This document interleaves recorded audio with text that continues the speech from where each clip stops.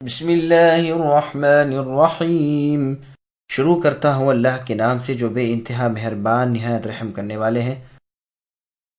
اذا جاء نصر اللہ والفتح ورأيت الناس يدخلون في دين الله افواجا فسبح بحمد ربك واستغفره انه كان توابا۔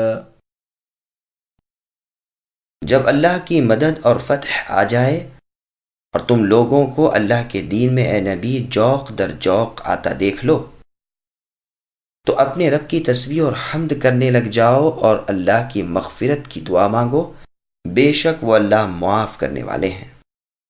سامعین، اب ان آیتوں کی تفسیر سماعت کیجیے۔ اس سورت کا تعارف، پہلے وہ حدیث بیان ہو چکی ہے کہ یہ سورت چوتھائی قرآن کے برابر ہے۔ ابن عباس رضی اللہ عنہما نے عبید اللہ ابن عبداللہ سے پوچھا، جانتے ہو سب سے آخر کون سی سورت اتری؟ جواب دیا کہ ہاں یہی سورت، یعنی اذا جاء نصر اللہ والفتح۔ تو آپ نے فرمایا تم سچے ہو۔ اللہ کی مدد اور فتح سے کیا مراد ہے؟ عبداللہ بن عباس رضی اللہ عنہما فرماتے ہیں کہ بڑی عمر والے بدری مجاہدین کے ساتھ ساتھ عمر فاروق رضی اللہ عنہ مجھے بھی شامل کر لیا کرتے تھے، تو شاید کسی کے دل میں اس سے کچھ ناراضی پیدا ہوئی ہوگی۔ اس نے کہا کہ یہ ہمارے ساتھ نہ آیا کریں، ان جتنے تو ہمارے بچے ہیں۔ خلیفۃ المسلمین عمر بن الخطاب رضی اللہ عنہ نے فرمایا کہ تم انہیں خوب جانتے ہو۔ ایک دن سب کو بلایا اور مجھے بھی یاد فرمایا۔ میں سمجھ گیا کہ آج انہیں کچھ دکھانا چاہتے ہیں۔ جب ہم سب جا پہنچے تو امیر المؤمنین عمر رضی اللہ عنہ نے ہم سے پوچھا کہ سورہ اذا جاء کی نسبت تمہیں کیا علم ہے؟ بعض نے کہا اس میں ہمیں اللہ تعالیٰ کی حمد و ثنا بیان کرنے اور گناہوں کی بخشش چاہنے کا حکم کیا گیا ہے، اور جب مدد الہی آ جائے اور ہماری فتح ہو تو ہم یہ کریں، اور بعض بالکل خاموش رہے۔ تو آپ نے میری طرف توجہ فرمائی اور کہا کیا تم بھی یہی کہتے ہو؟ میں نے کہا نہیں۔ فرمایا پھر اور کیا کہتے ہو؟ میں نے کہا یہ رسول اللہ صلی اللہ علیہ وسلم کے انتقال کا پیغام ہے۔ آپ کو معلوم کرایا جا رہا ہے کہ اب آپ کی دنیاوی زندگی ختم ہونے کو ہے۔ نبی صلی اللہ علیہ وسلم تسبیح اور حمد میں اور استغفار میں مشغول ہو جائیے۔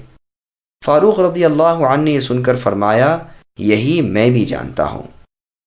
اس سورت کا شان نزول، مسند احمد میں ہے کہ جب یہ سورت اتری تو نبی صلی اللہ علیہ وسلم نے اس کی تلاوت کی اور فرمایا کہ لوگ ایک کنارے ہیں اور میں اور میرے اصحاب رضوان اللہ علیہم ایک کنارے میں ہیں۔ سنو، فتح مکہ کے بعد ہجرت نہیں البتہ جہاد اور نیت ہے۔ مروان کو جب یہ حدیث ابو سعید خدری رضی اللہ عنہ نے سنائی تو یہ کہنے لگا جھوٹ کہتا ہے۔ اس وقت مروان کے ساتھ اس کے تخت پر رافع ابن خدیج اور زید ابن ثابت رضی اللہ عنہما بھی بیٹھے ہوئے تھے۔ تو ابو سعید رضی اللہ عنہ فرمانے لگے کہ ان دونوں کو بھی اس حدیث کی خبر ہے، یہ بھی اس حدیث کو بیان کر سکتے ہیں، لیکن ایک تو اپنی سرداری چھن جانے کا خوف ہے اور دوسرے کو زکوٰۃ کی وصولی کے عہدے سے سبکدوش ہو جانے کا ڈر ہے۔ مروان نے سن کر کوڑا اٹھا کر ابو سعید رضی اللہ عنہ کو مارنا چاہا۔ ان دونوں بزرگوں نے جب یہ دیکھا تو کہنے لگے مروان سن لو، ابو سعید رضی اللہ عنہ نے سچ بیان فرمایا ہے۔ ابن عباس رضی اللہ عنہما سے بھی مروی ہے کہ رسول اللہ نے فتح مکہ کے دن فرمایا ہجرت نہیں رہی، ہاں جہاد اور نیت ہے۔ جب تمہیں چلنے کو کہا جائے تو اٹھ کھڑے ہو جایا کرو۔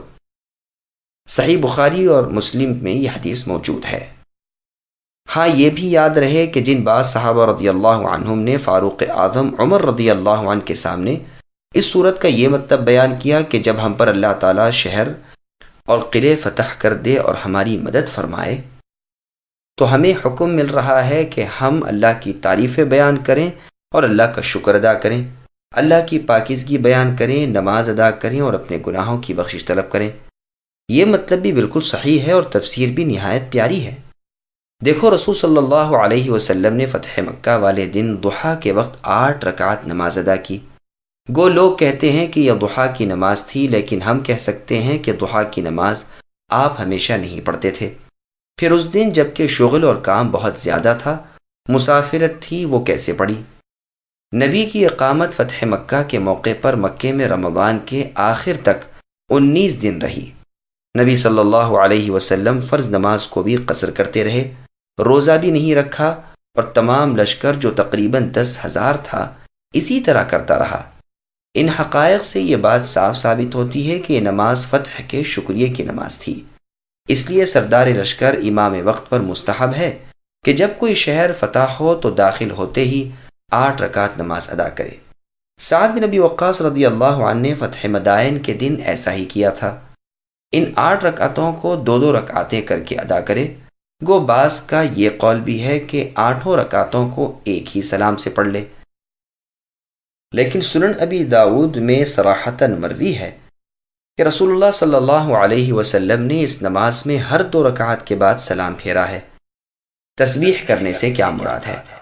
دوسری تفسیر بھی صحیح ہے جو ابن عباس رضی اللہ عنہما وغیرہ نے کی ہے کہ اس میں نبی صلی اللہ علیہ وسلم کو آپ کی موت کی خبر دی گئی کہ جب آپ اپنی بستی مکہ معظمہ فتح کر لیں جہاں سے ان کفار نے آپ کو نکل جانے پر مجبور کیا تھا، اور آپ اپنی آنکھوں اپنی محنت کا پھل دیکھ لیں کہ فوجوں کی فوجیں آپ کے جھنڈے تلے آ جائیں، جوق در جوق لوگ حلقہ بگوش اسلام ہو جائیں، تو ہماری طرف آنے کی اور ہم سے ملاقات کی تیاریوں میں لگ جاؤ۔ سمجھ لو کہ جو کام ہمیں تم سے لینا تھا پورا ہو چکا۔ اب آخرت کی طرف نگاہیں ڈال لو جہاں آپ کے لیے بہت بہتری ہے، اور اس دنیا سے بہت زیادہ بھلائی آپ کے لیے وہاں ہے۔ وہیں آپ کی مہمانی تیار ہے اور مجھ جیسا میزبان ہے۔ آپ ان نشانات کو دیکھ کر بکثرت میری حمد و ثنا بیان کریں اور توبہ و استغفار میں لگ جائیں۔ صحیح بخاری کی حدیث میں ہے، عائشہ صدیقہ رضی اللہ عنہا سے مروی ہے کہ رسول اللہ صلی اللہ علیہ وسلم اپنے رکوع سجدے میں بکثرت سبحانک اللہم و بحمدک اللہم اغفر لی پڑھا کرتے تھے۔